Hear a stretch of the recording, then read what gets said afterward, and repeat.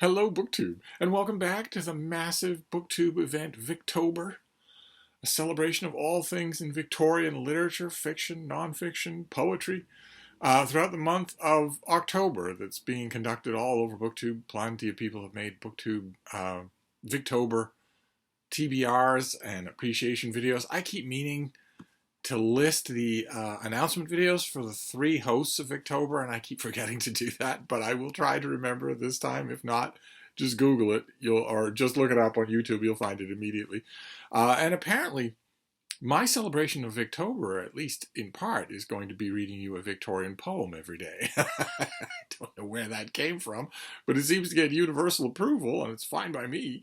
I am reading Victorian literature as well in the month of October. But I can do videos on that separate from this. So I am once again drawing from the Penguin Book of Victorian Verse. I found this brand new copy at the Brattle Bookshop here in Boston and have been loving going through it.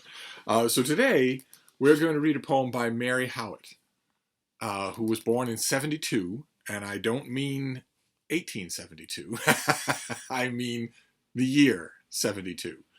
She was born in her petticoats. She was born already old with a tightly drawn head kerchief. She was born in her home village, even though that home village was haunted by wolves and werewolves, and Vespasian was emperor over in Rome. Doesn't matter. She and her husband William were indefatigable literary producers of content. They wrote all the time. They made a hustling, bustling living by it. And they hobnobbed with all the literary stars of their day in one way or another. And almost all of those literary stars went home when the hobnobbing was over, opened their diaries, and gave the exact same impression of these two people. And that was that they produce garbage, that their literature not only won't be remembered, but shouldn't be remembered, but that they really are nice people. All of them said that. Everybody from Tennyson on down said that about them in private.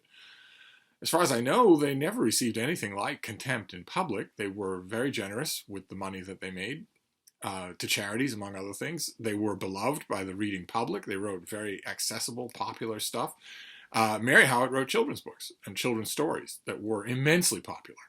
I believe they're entirely forgotten today. I think she's entirely forgotten. The only time you're going to find her is going to be in an anthology like this, which is one of the glories of anthologies like this, or any really good anthology, is that in addition to the stars, they're also going to introduce you to people you would never otherwise have heard of, but that might be worth finding.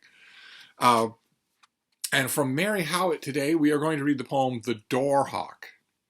D-O-R-H-A-W-K.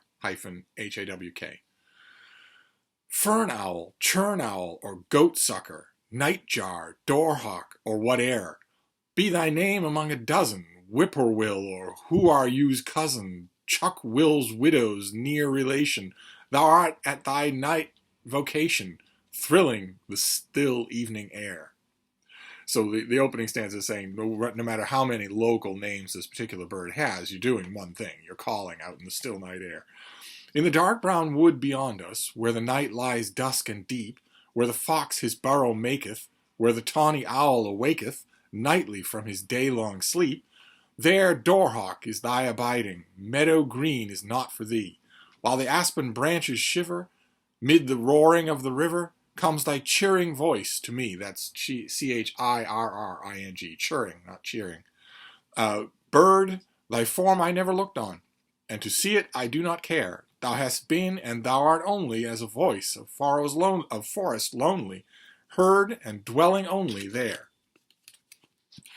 Bringing thoughts of dusk and shadow, trees huge branched in ceaseless change, pallid night moths, spectre seeming, all a silent land of dreaming, indistinct and large and strange. Be thou thus, and thus I prize thee, more than knowing thee face to face, head and beak and leg and feather, kept from harm or touch and weather, underneath a fine glass case. So she's not really talking about seeing the bird in the wild. She's talking about it shot and preserved in a local museum of some kind or other. I can read of thee, and find out how thou fliest, fast or slow, of thee in the north and south too, of thy great mustachioed mouth too, and thy Latin name also. But, Dor-Hawk, I love thee better, while thy voice unto me seems coming o'er the evening meadows from a dark brown land of shadows, like a pleasant voice of dreams. A couple of things to note here. Number one, even when Mary Howitt was writing this book, no one said maketh. Okay, what were the two of them? Maketh and awaketh. No one used eth anymore. This poem came out, I think, in the 1870s. No one did that anymore. And that is, that kind of anachronism is endemic to formal rhyme structures of the Victorians.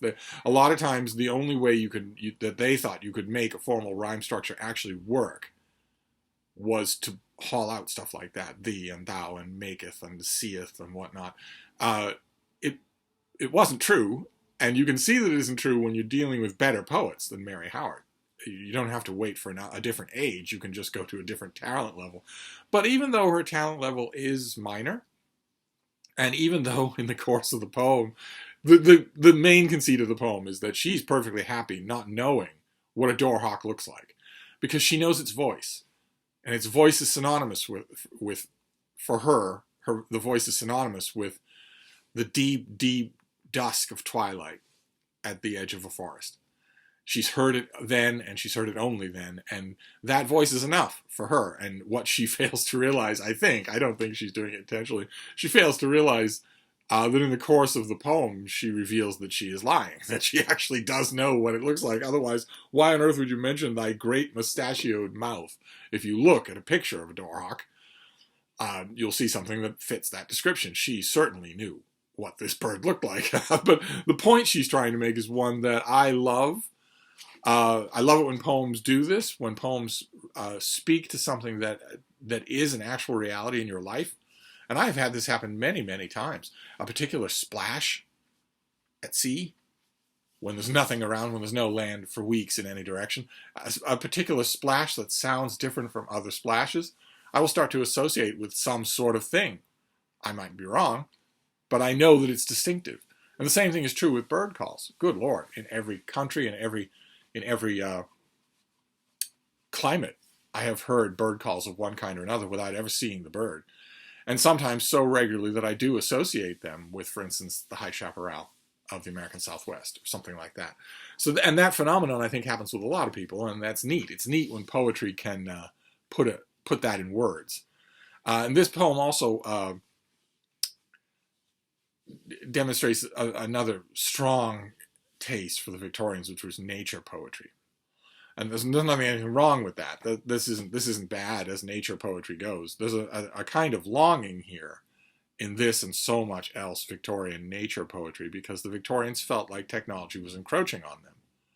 Suddenly rail lines were being thrown into the distant English countryside. Suddenly hamlets that had never known the outside world were being impinged on or even bisected by a rail line, by telegraph lines. They could feel these things happening. God knows what they'd make of the 21st century, where not only does no one have any privacy anymore, but where people under the age of 21, people born in this century, don't even understand what privacy is. They read about it in books and they have no idea what the concept they have no concept of it at all.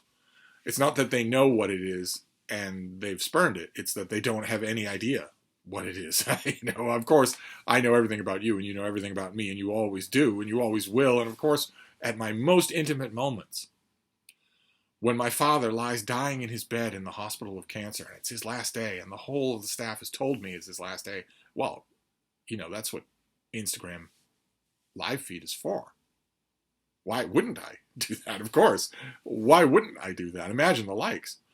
Or their wedding day, the actual moment when you cup your wife's face to kiss her for the first time as her husband, while the audience cheers. You do it, and then your first question is not whispered to your wife, "Can we please get the hell out of here and go on our honeymoon?" Instead, your first question is to your best man. Did you get it? Was it good, or should we redo it? That kind of thing, it would have horrified the Victorians, but they were already feeling the beginnings of it. And that's why you get so much maudlin nature poetry, not only from Mary Howitt, but from far greater talents than her. We're going to be getting to some of them because you can't read Victorian poetry without and escape that. But that's our poem for today. Just a neat little thing about hearing a bird in the wild that you never see. So I'm going to wrap this up, but Victober continues, so I will be back. Thank you, BookTube.